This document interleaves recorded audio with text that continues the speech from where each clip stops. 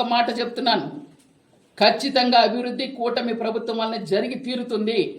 ఏదైతే 3 కారిడార్ ఉందో 50 కోట్లు పెట్టి కాదు, 50 కోట్లు కానీ మించిపోయినా ఖచ్చితంగా మధ్యలో డివైడర్, కాలువలు అన్నీ చేసి తీరుతామని చెప్పి కూడా సందర్భంగా తెలియజేస్తున్నాను.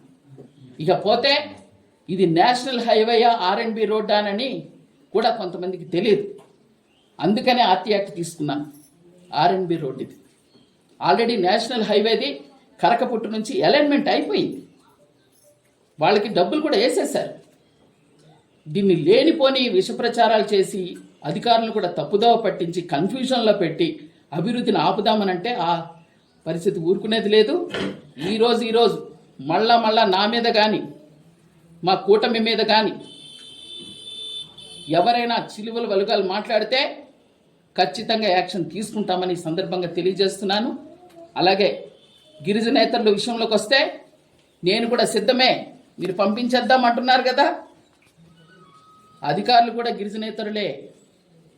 కలెక్టరు, PO, జేసీ, సబ్ కలెక్టరు, MRO, MDO అందరూ కూడా ప్రతి ఒక్కరిని కూడా ఏ గిరిజనేతరుని కూడా ఇక్కడ మనం ఉంచొద్దు. వ్యాపారస్తులే కాదు, వాళ్ళు కూడా ఉండడానికి వీల్లేదు. అందరినీ పంపించేద్దామనని మీరు నిర్ణయించుకొని మాట్లాడండి, మేము కూడా సిద్ధమే. కానీ ఒక